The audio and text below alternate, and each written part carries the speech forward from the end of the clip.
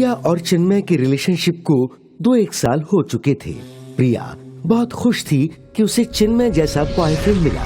चिन्मय अक्सर प्रिया को घुमाने ले जाया करता था।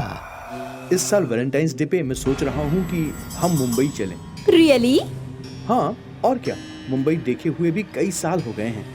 मुझे और निधि को कब से मुंबई जाना था। हमने जितनी बार प्लान बनाए सब फेल हो गया। अच्छा चलो, तो प्रिया को भी इनवाइट कर लो। Are you sure?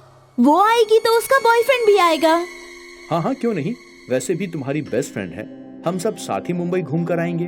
Thank you, I love you. I love you too baby. उस शाम प्रिया ने निधि को फोन लगाया। अच्छा सुन, एक गुड न्यूज है। क्या तुम दोनों शादी कर रहे हो? बिल्कुल नहीं, इससे भी अच्छी न्यूज है। और वो क्या? हम मुंबई जा रहे हैं वैलेंटाइन डे मनाने। Oh wow! और पता है, चिन्मय ने तुझे और तेरे बॉयफ्रेंड को भी इनवाइट किया है। रियली? पर तुझे और चिन्मय को मेरी वजह से कोई प्रॉब्लम तो नहीं होगी ना? आई मीन, तुम दोनों कपल हो। अरे मेरी जान, तू भी तो तेरे बॉयफ्रेंड के साथ ही आएगी ना? तू अपना वैलेंटाइन बना और मैं अपना। ये भी सही है। दोनों फ्रेंड मुंबई जाने के लिए बहुत एक्साइटेड थे। 13 फरवरी की सुबह चिन्मय, प्रिया और निधि और सौरभ कार में मुंबई के लिए निकल पड़ते हैं। शाम के समय वो लोग मुंबई के एक होटल में पहुंचते हैं। निधि, ये तुम दोनों के कमरे की कीज और ये हमारी। तुम फ्रेश हो जाओ, फिर साथ में डिनर करते हैं। ओके। फ्रेश होकर वो चारों डिनर करने पहुंचते हैं। प्रिया और चिन्मय दोनों आपस में ही बिजी थे और निधि और सौरभ का किसी बात पर झगड़ा हो गया। निधि सोच रही थी कि काश उसका भी चिन्मय जैसा ही कोई बॉयफ्रेंड होता। हेलो निधि, क्या सोच रही हो? कुछ नहीं, यूं ही। उन सब ने डिनर कर लिया और फिर अपने अपने कमरे में चले गए। निधि और सौरभ का झगड़ा हो चुका था। वो लोग एक दूसरे से बात ही नहीं कर रहे थे। काश मुझे भी कोई और मिल जाए तो कल का वैलेंटाइन डे यादगार रहेगा। सौरभ हमेशा मुझसे झगड़ते ही रहता है और भला इतनी अच्छी ट्रिप को कोई यूं ही बर्बाद करता है क्या? निधि ये सोचते सोचते सो गई। अगले दिन शाम के समय निधि स्विमिंग पूल में स्विमिंग कर रही थी कि उनकी नजर प्रिया और चिन्मय पर पड़ी, जो पूल की एक साइड रोमांस कर रहे थे और सौरभ वहां सिर्फ ड्रिंक्स पिए जा रहा था। प्रिया की लाइफ कितनी सही है और एक मैं हूँ कि मेरा बॉयफ्रेंड मेरी ओर देखता भी नहीं है। तभी निधि का ध्यान पूल की दूसरी तरफ खड़े एक लड़के पर गया जो एकटक निधि को देख रहा था। निधि को वो लड़का अच्छा लगा, इसलिए वो उसके पास गई। Hello handsome, I am Nidhi. Hi, I am Vipul. मैं काफी समय से तुम्हें देख रही थी। सॉरी, मैंने कुछ ज्यादा घूर लिया क्या? हाँ, पर मैं इतनी भी खूबसूरत नहीं हूँ और वैसे भी मेरा बॉयफ्रेंड है। लगता तो नहीं। वो देखो, वहाँ ड्रिंक कर रहा है। आप झूठ बोल रही हैं। वो जरूर आपका कोई फ्रेंड होगा, वरना कोई इतनी खूबसूरत लड़की को पूल में अकेले छोड़कर ड्रिंक थोड़ी पिएगा। कहाँ से हो तुम? मुंबई से। Oh nice. और बस विपुल और निधि की बातचीत शुरू हो गई। विपुल निधि को रेस्टोरेंट ले गया। वहाँ बातें करते करते विपुल और निधि ने कॉफी पी। निधि खुश थी कि कोई तो उसके साथ टाइम स्पेंड करना चाहता था। तुम इसी होटल में रुके हो ना? हाँ हाँ, काफी दिनों से। Would you like to dance with me? Why not? विपुल और निधि दोनों होटल के डिस्को में पहुंचे। वहाँ निधि ने ड्रिंक्स ली और नशे में विपुल के साथ नाचती रही। विपुल भी उसका साथ दे रहा था। काफी देर तक नाचने के बाद विपुल निधि को अपने साथ ले गया। हम कहाँ जा रहे हैं विपुल? यही तुम्हें एक स्पेशल प्लेस दिखानी है। ये कौन सी जगह है? तुम क्वेश्चंस बहुत पूछती हो। फिर वो दोनों एक पुराने घर के पास पहुंचे। निधि नशे में धुत थी, पर उसे समझ आ रहा था कि वो जगह कुछ अजीब है। उस घर में अलग सी बदबू आ रही थी। इतनी बदबू क्यों है यहाँ?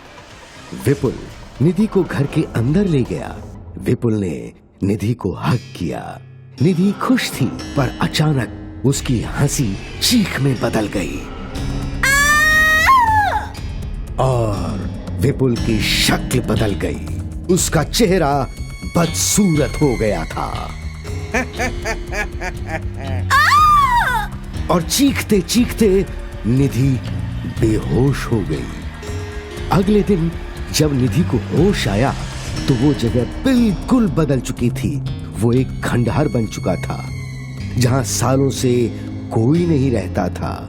निधि डरी हुई दौड़ती हुई अपनी फ्रेंड प्रिया के पास गई। निधि, तू कहाँ थी? कल शाम से तुझे ढूंढ रहे हैं सब। कहाँ थी तू? वो विपुल निधि ने प्रिया को विपुल और पिछली शाम से रात तक हुई सब बातें बताई। क्या वो लड़का भूत में बदल गया? मैं सच बोल रही हूँ, मेरा यकीन कर। पर ऐसा कैसे हो सकता है? हमें उस लड़के को ढूंढना होगा। तुमने बोला तुम उसके साथ रेस्टोरेंट गई थी। चलो वहाँ पता करते हैं। सब रेस्टोरेंट पहुंचे और वहां निधि ने उस वेटर को ढूंढा जिसने कल कॉफी सर्व की थी। तुम्हें वो लड़का याद है क्या, जिसके साथ मैं कल यहाँ आई थी? कौन सा लड़का? वही जो मेरे साथ कॉफी पी रहा था। मैडम, आप कल यहाँ अकेले आई थी और हम लोग तो कंफ्यूज थे कि आपने 2 कॉफी क्यों मंगवाई थी और आप अकेले किससे बातें कर रही थी। फिर मुझे लगा शायद आपने ब्लूटूथ ईयरफोन लगाए होंगे और उसी पर आप किसी से बात कर रही होंगी, इसलिए मैंने ज्यादा ध्यान नहीं दिया। क्या सच में यहाँ कोई लड़का नहीं था? बिल्कुल नहीं। ये सुनकर निधि चौंक गई। निधि, तुम डिस्को भी गई थी ना, वहाँ जरूर सीसीटीवी कैमरा होगा। वो तीनों डिस्को पहुंचे और वहां मैनेजर से बात करके वो लोग सीसीटीवी फुटेज चेक करने लगे। सीसीटीवी देखकर तीनों दंग थे, क्योंकि फुटेज में निधि अकेले नाच रही थी। वो किसी से बातें तो कर रही थी, पर सामने कोई नहीं था। ऐसा कैसे हो सकता है? विपुल वही था। क्या नाम बोला आपने? विपुल। क्या आप जानते हैं विपुल को? वो इस रिजॉर्ट के पुराने मालिक थे। अब वो कहाँ है? 5 साल पहले वैलेंटाइंस डे को होटल के पीछे वाले वेयर हाउस में एक शॉर्ट सर्किट हुआ था और उसी शॉर्ट सर्किट में वो मारे गए थे। क्या? ये कैसे हो सकता है? वो कल यही था मेरे साथ। ये सुनकर निधि के पैरों तले जमीन खिसक गई। वो जिस लड़के के साथ वैलेंटाइंस डे मना रही थी वो एक भूत था। वो बस मुझे ही क्यों दिख रहा था? तभी सौरभ ने निधि को गले लगाया। ये सब मेरी वजह से हुआ है। ना मैं तुम्हारे साथ झगड़ा करता और ना ही तुम उस लड़के के साथ जाती। I am really sorry. Nidhi को समझ नहीं आ रहा था कि वो क्या बोले। आई गेस हमें यहाँ से वापस चलना चाहिए। हाँ, मैं अभी कार निकालता हूँ। वो चारों कार में बैठकर निकल गए। पर निधि ये वैलेंटाइन डे अपनी जिंदगी भर नहीं भूल सकती। वो अक्सर सोचा करती है कि विपुल सिर्फ उसी को क्यों दिखा और वो कैसे किसी भूत के साथ पूरा दिन रही। इन सब का जवाब किसी के पास नहीं है, पर शायद निधि अकेली थी और विपुल का भूत भी।